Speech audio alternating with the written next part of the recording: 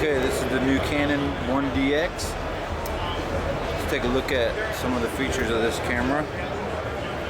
Let me zoom in. Let me move this down a little bit so we can get a better view.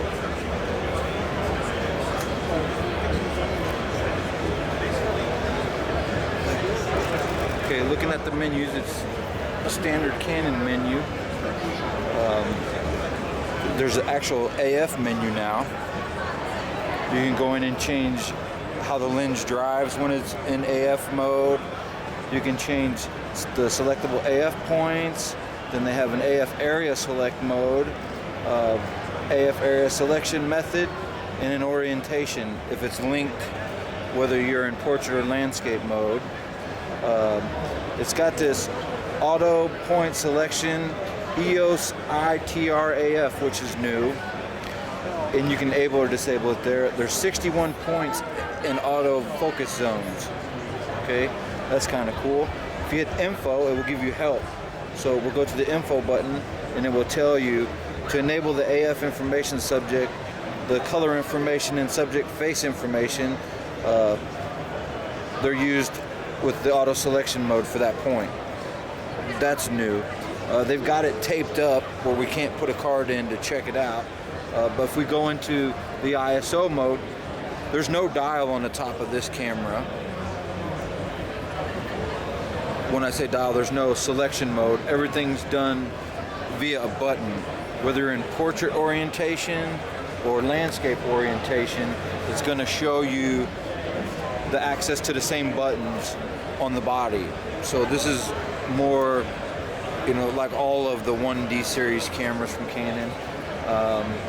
This particular camera, if you look at the ISO selection capabilities, which we'll go to right now, you'll see we have to go to the info button, the menu button. This is so new to me, I don't know where everything is. There's the quick button is on the right over here next to the dial. Instead of going across to the left, it's right here. So we'll look at the ISO.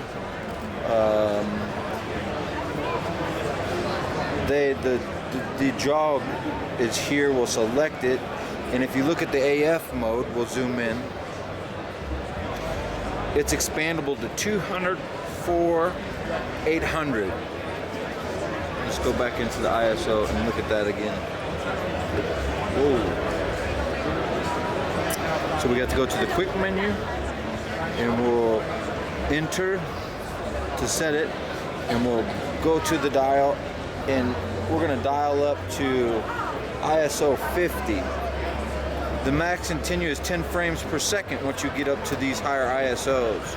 Okay, so I'm going to go to a mode aperture priority. Let's go back to the quick menu, and the joystick on this doesn't work so good. Okay, AF mode, let me dial it. Now we're in manual mode. Okay, so we're manual. We're shooting at f2. We have on this camera, we have the Canon 200mm f2L, which this is a kick-ass lens. Okay, coupled with the new D1X. You see the little D1X symbol? Well, you can't see it until I go over here. But it's D1X. So let's take some pictures and see what we come up with. Let me see where we're at here. And this is low light.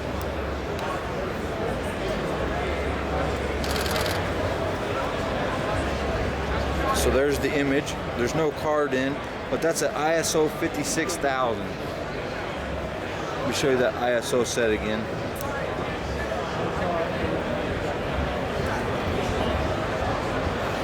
So we're going to go to the quick menu. And if you look at that, it's ISO 51,200. So we'll see if we can't lock in on somebody. Let me back off. I gotta peek in to get somebody to lock in on. Okay, there we go. This thing is a machine gun.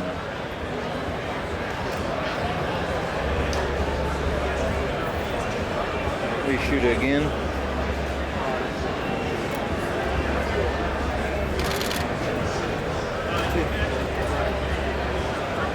You can see that his face is blowing out a little bit, but there's definitely no noise in the JPEG rendering at 51,000 ISO. So we'll go back into the menu again. The frame rate on this camera is dependent on whether you're shooting RAWs or JPEG. JPEGs, you can shoot more frames per second than with RAW. It picks up like 3 frames per second shooting large JPEG. The camera, like I said, has buttons for every particular access to every function of the camera via the buttons in portrait or landscape mode. Back on just a hair. I don't know why they still put these lock and print functions on the camera. The battery technology on these cameras is new. So let's look at the port on the side of the camera now. You'll notice it has HDMI and mini USB. And there's the cool one, the Ethernet port. This expands the functionality to allow you to join cameras in groups and control them over the internet, or send files via the internet or a router, which that's a really cool function for a camera. Down here you have your microphone, your flash sync, and your remote triggering. And this port here is the, I think it's a monitor or some sort. I don't know what that port is exactly. I don't have that on my camera, so I don't want to make something up, but it's like a 20-pin connection. Maybe it has something to do with video. I'm not sure, but I'm sure one of you gurus know that have a 1D series body. The fit and finish of the camera feels just really good in your hand. It has a nice deep handle. It's deeper than the 5D Mark II. You can see that there's a nice big indent for your finger. So your main finger that fits, it's like a beaver tail on a pistol. It's not just straight, it's cut away. So ergonomically, your pinky rests on where the battery grip would be, and your index fingers locked right into the camera. This is the most amazing Canon camera that I've ever seen, and I plan on buying one if I have to sell all the gear that I have to get one. They had, like I said, everything's duct taped up. Looks like people have been working at the duct tape on the joystick that was taped up yesterday. So I don't know if we can get into the expansion on the ISO or not, but let's just go into the menu and see. Then there's, again, this is the new AF menu. Let's go to the joystick. Okay, that's protect the images. This is that printing options. No card in camera. Menu. I guess there's a problem with this one. Raw image processing, so it's going to let you resize your images in the camera, or play a slideshow, or transfer your images. That's really cool. There's different play modes. Your highlight alert, you can change all that stuff. This is all in the play mode. So your blinkies and all that kind of stuff is all in this mode. The histogram display, you can do it in brightness or RGB. Movie play count. The record time, you can do, since it has 3 processors, 2 processors for the body, 1 processor for the AF system, you can record up to like full 35 or 45 minutes now on the card. There's dual CF card slots. Then they have magnification modes, and then you can control over to HDMI, which means that you're able to use this more in a video intuitive mode than past models. So let's go over. Okay, so now we are in the record functions. There's file numbering, just normal stuff, and then the camera operations.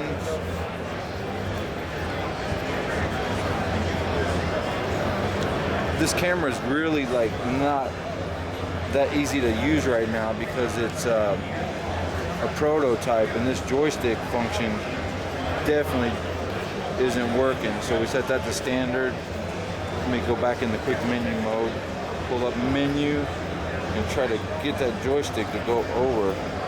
It's like pressing in whenever I want it to go over left or right. So it's definitely a prototype that they got some bugs to work out on, but when it comes out, it's going to be a really cool camera. Everything fitting, even in portrait mode, it's just unbelievable the way it feels in your hand. It's deep on the battery grip, the way the all the AF selection points and AF lock and exposure lock, all right here. It's got dual joysticks here and here, so you can access the joystick in portrait or landscape mode. This camera is like what all cameras want to be. I mean, if they gave you the ability to micro tune flash sync, that would be something incredible. I think that would like really hurt Pocket Wizard. Imagine being able to go into firmware and adjust the timing on tail sync hack for the timing between the shutter moving and when actually the pulse goes out to the radio trigger. Being able to adjust that, that'd be something kind of neat. But the camera has live view mode, and there's the display for the live view mode. It's shooting at 30p right now. Let's go into the info and look at what's available. So it has AF live, and we're in auto white balance. We're shooting at 1920, 30 frames a second, and we have IPD. So it has transcoding built in on the video.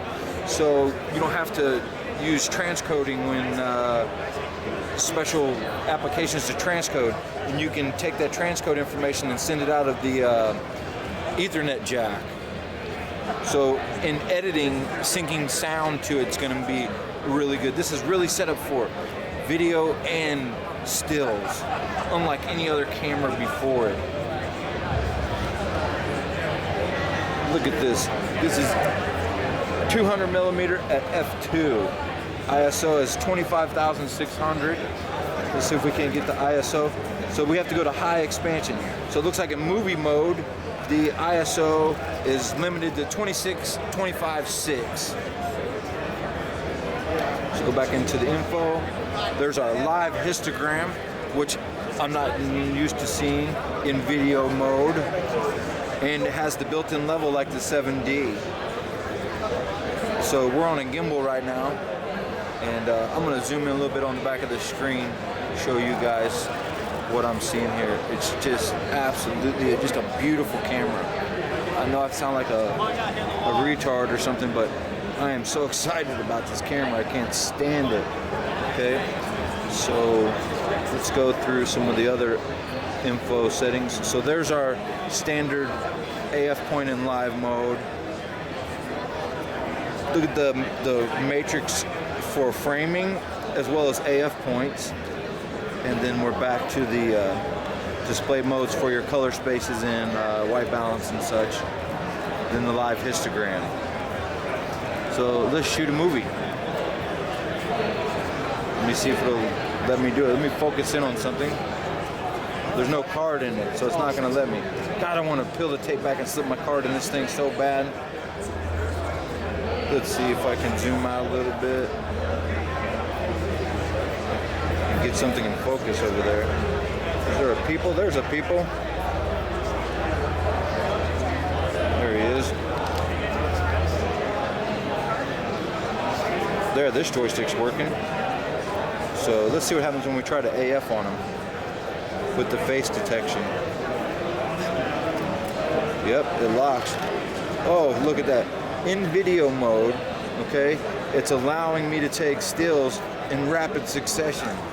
That is unbelievable. It ripped off like 10 frames a second right there. I don't know if you could hear that.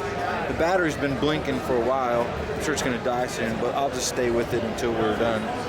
Let's see what else we can figure out. So that's the video mode button right up here. So let's get out of that mode. Let's see, let's get to the info. Noise reduction's off, file naming, ISO noise reduction's on. So let's get back into the menu and try to do the expansion with the, there's video system, NTSC setup, battery information is different.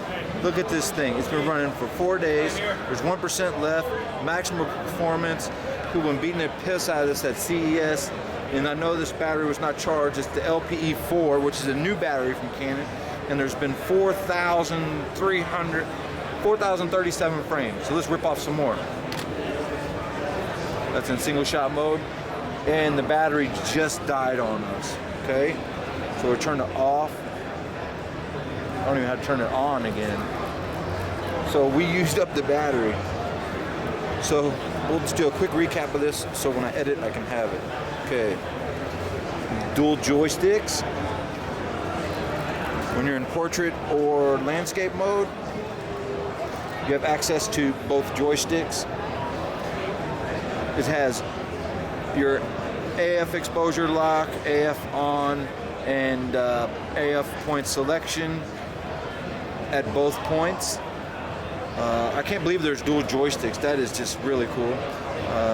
The LAN connection is down here. You can see this light when it's connected to the LAN. It will give you a little LED indication. Here's your color space. There's your magnification. There's your playback. This is the lock. There's a microphone here, and there looks like to be another microphone here. Let's go to the top of the display. I don't know how to turn it on, but it looks like there's a lock. Off, on. Yeah, the battery's gone. It's blinking battery, battery, battery. Maybe I can get the Canon guy to give me a new battery. Let's see if we can continue.